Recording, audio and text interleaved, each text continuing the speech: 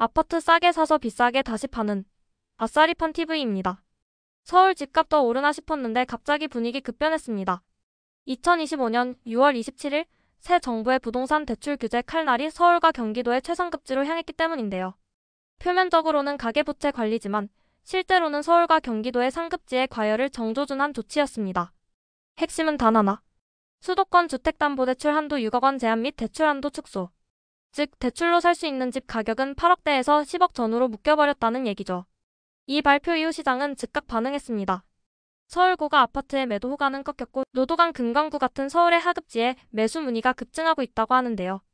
그 결과로 아파트 가격의 흐름은 서울의 상급지에서 서울의 중하급지로 그리고 또 수도권 아파트로 수요가 이동할 것이다라고 저는 예상을 하고 있습니다. 특히 아직 가격이 눌려있는 지역의 5억에서 10억 사이의 단지들과 미분양 단지들이 바로 다음 타자가 될 가능성이 크다고 예상하는데 왜일까요? 첫째, 지금이 기준금리 인하 사이클에 있고 현 기준금리가 2.5%로 유동성 즉 돈의량이 증가하는 시점에 있다라는 것입니다. 그리고 둘째, 이재명 정부의 현금성 돈풀기인데요. 전국민 소비 쿠폰과 지역 화폐를 나눠주겠다고 하고 최저임금도 역대 두 번째로 높은 인상률인 14.7% 인상을 검토 중입니다. 게다가 민생지원금이라는 이름으로 전국민 1인당 최고 50만 원씩 나눠주기 위한 돈인 30.5조 원을 추경하였기 때문입니다. 이쯤 되면 누가 봐도 돈이 너무 많이 풀리게 되어 자산 거품이 낄 거라고 예상이 되는데요. 그래서 오늘은 아직 가격이 크게 오르지 못한 지역 중 미분양이 집중된 상위 5곳을 중심으로 공급 물량과 시장 흐름을 분석해 앞으로 반등이 가능한지를 함께 짚어보겠습니다. 잠깐. 제 채널의 큰 장점이라고 내세우는 것은 부동산 전망을 뜬구름 잡는 이야기로 하는 게 아니라 모든 현상에 대해서 데이터로 증명하고 해석하는 것이라고 생각합니다. 매월 각 지역의 부동산 흐름을 저와 함께 데이터 기반으로 공부하실 분들은 구독하여 본인 지역의 부동산 흐름을 챙겨가세요. 오늘 준비한 내용은 첫째, 유동성의 증가, 즉 돈이 풀릴 때 수도권 아파트 가격이 어떻게 반응하는지에 대해서 지난 40년간의 유동성과 아파트 가격의 관계로 확인해 보겠습니다.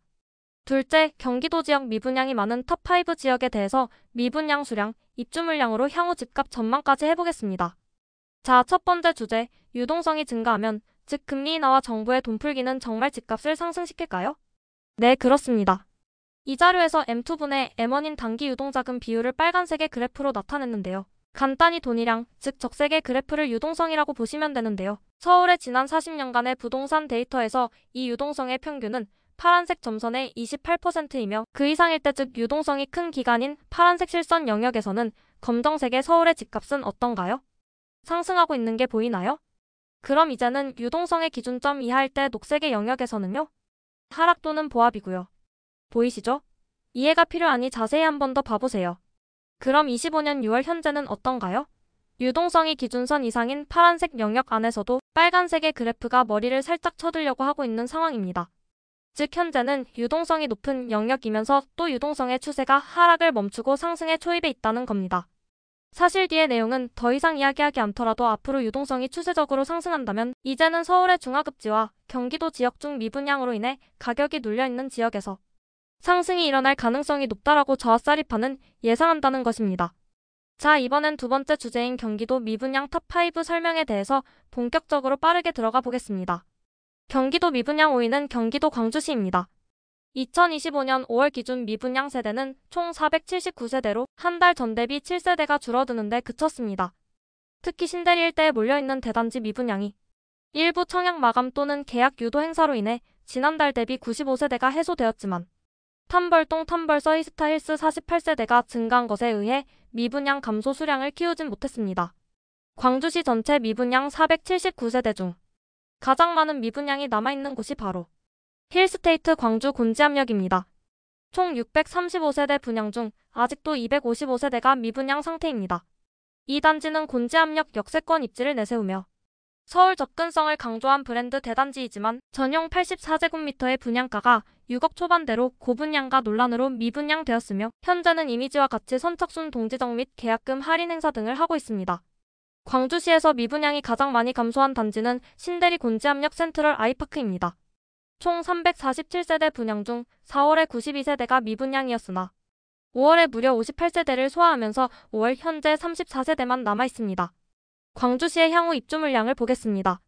광주시의 입주 물량 연간 평균은 1985세대이며 25년에 입주량 제로, 26년, 27년 입주 물량은 평균 입주 수량과 비슷합니다. 인허가 받았지만 분양 미정인 물량도 1071세대밖에 없는 상태라 경기도 광주시는 아파트 입주 물량의 수급 측면에서는 앞으로 리뷰할 타 지역보다 좋아 보인다는 의견들입니다. 경기도 미분양 4위 김포시입니다. 2025년 5월 기준 미분양은 659세대로 4월달 대비 50세대가 감소한 수치이고 2024년부터 꾸준히 감소하다 492세대가 급증한 상태인데요. 4월의 미분양 급증은 한 단지에서 대부분 발생했습니다. 바로 풍무역 롯데캐슬 시그니처 단지인데요. 4월에만 501세대의 미분양이 한꺼번에 신규 등록된 후 5월에는 36세대가 감소한 465세대를 기록 중입니다. 분양 당시 입지 평가나 브랜드 파워는 나쁘지 않았지만 분양가 부담, 중도금 이자 부담, 그리고 5호선 연장 등 교통 호재의 불확실성으로 인해 실수요자들의 반응이 예상보다 훨씬 보수적이었던 것으로 보입니다. 김포시의 입주 물량도 눈여겨봐야 합니다. 2025년, 26년까지는 입주 물량이 거의 없는 상태지만 2027과 28년에는 대규모 공급이 예고되어 있습니다. 특히 2028년 한 해에만 6,986세대, 그중 3,200세대 이상이 아직 분양도 확정되지 않은 상태, 즉 미정 물량으로 대기 중입니다. 예정된 분양 물량까지 포함하면 김포시 전체 공급 대기 물량은 5,589세대에 달합니다. 지금 김포는 미분양이 단기적으로 급증한 상황이고 이게 일시적인 현상인지 혹은 본격적인 수요 이탈 신호인지 조심스럽게 관찰해야 할 시기라고 생각합니다. 실거주자라면 브랜드가 약하거나 가격 부담이 큰 단지보다는 상대적으로 실거주 선호도가 높은 안정적인 단지를 선별할 필요가 있고 투자 목적이라면 2028년 공급 폭탄 시점에 실제로 얼마나 분양이 실행될지 그 시기에 전세 수급과 매매 수요를 꼼꼼히 따져보는 전략이 필요할 것입니다. 경기도 미분양 3위 바로 이천시입니다. 2025년 5월 기준 미분양 세대는 총 1,479세대. 전달인 4월 대비 52세대 줄었지만 여전히 높은 수준을 유지하고 있습니다. 특히 주목할 점은 이천시의 미분양이 단기적으로 급증했다는 점입니다. 2023년 중반까지만 해도 미분양이 1,000세대 이하였지만 2024년 9월 이후 1,500세대 이상으로 상승했고 2025년 1월에는 1,911세대까지 도달하며 정점을 찍었습니다. 이러한 상승세는 안흥동, 송정동, 부바릅 등에서 진행된 대규모 신규 분양 단지에서 분양률이 저조했던 영향이 컸습니다. 여전히 안흥동 롯데캐슬 센트럴 페라즈 스카이와 부바릅 부발역 에피트 단지는 수백 세대의 미분양을 안고 있습니다. 이천시 전체 미분양 중 가장 많은 물량 바로 이곳 롯데캐슬 센트럴 페라즈 스카이입니다. 현재 남은 미분양은 무려 618세대. 단일 단지로는 이천시의 최대 규모죠. 위치는 안흥동. 언뜻 보면 이천시 중심 생활권에 자리 잡은 듯 보이지만 실제로는 학교, 이마트, 의료시설 등 실생활 인프라 접근성이 생각보다 좋지 않습니다. 문제는 그뿐만이 아닙니다. 브랜드 단지임에도 불구하고 실수요자 입장에서는 애매한 입지죠. 가격도 걸림돌입니다. 분양가는 전용 84제곱미터 기준 약 7억으로 주변에 입주 3년에서 5년차 준신축 아파트 대비 많이 비싼 분양가입니다. 롯데라는 브랜드 하나로 밀어붙이기엔 사실상 어려운 점이 너무 많습니다. 이천시는 앞으로가 더 힘든 시장이 될 것 같습니다. 2026년에만 무려 5,065세대가 입주 예정이고 분양 예정 및 미정 물량도 4,527세대에 달합니다. 년 평균 입주 물량 대비 향후 3배 이상 폭증하는 구조이기 때문에 이천시의 일시적인 미분양 감소세가 착시일 가능성도 배제할 수 없습니다. 특히 2026년 입주 물량이 정점을 찍으면서 매매 전세 시장 모두 공급 과잉 리스크가 커질 수 있습니다. 경기도 미분양 2위 양주시입니다. 25년 5월 기준 양주시의 미분양 주택수는 무려 1,663세대로 3월에 1,000세대 이상 급증 후 5월엔 59세대가 감소한 상태입니다. 가장 눈에 띄는 단지는 복지리의 양주 백성모와 엘가그란데 3월에 이 한 단지만으로 무려 810세대가 신규 미분양으로 등록되었는데요. 두 달이 지난 시점에도 81세대 밖에 소진을 못했습니다. 문제는 입지와 수요의 불균형입니다. GTX시와 무관한 백서급 외곽에 위치한 이 단지는 생활 인프라나 교통망에서도 경쟁력이 떨어지며 1군 브랜드가 아닌 점도 수요자 이탈을 가속화시킨 원인입니다. 분양가는 전용 84제곱미터 기준 4억 중후반대로 양주 외곽 입지치곤 부담스럽다는 평가가 많습니다. 양주시의 입주 물량은 23년 정점을 기점으로 24년, 25년 지속 감소되고 있습니다. 부동산 앱 아실 기준 연간 평균 입주 물량 1,456세대 대비 27년부터는 입주 물량이 폭발하는 것으로 확인되지만 매월 업로드해드리는 양주시 부동산 흐름편에서도 말씀드렸듯이 4,500세대가 양주시 적정 공급 물량으로 본다면 향후 입주 물량은 수요량 대비 부족한 상태로 확인됩니다. 양주시 역시 매달 제가 부동산 흐름을 업데이트 중이오니 7월 영상에서 자세한 양주시 부동산 흐름 확인 바랍니다. 예상 업로드 날짜는 7월 5일 금주 토요일 예상합니다. 경기도 미분양 대망의 1위 지역은 평택시입니다. 경기도 미분양 전체의 30%가 평택시에 집중되며 4,442세대라는 어마어마한 평택시 미분양 중에서 무려 899세대, 약 20% 이상을 차지하는 이 단지 바로 브레인시티 포르지오입니다. 브레인시티 핵심 구역에 위치한 만큼 기대감이 컸지만 문제는 시기와 공급량입니다.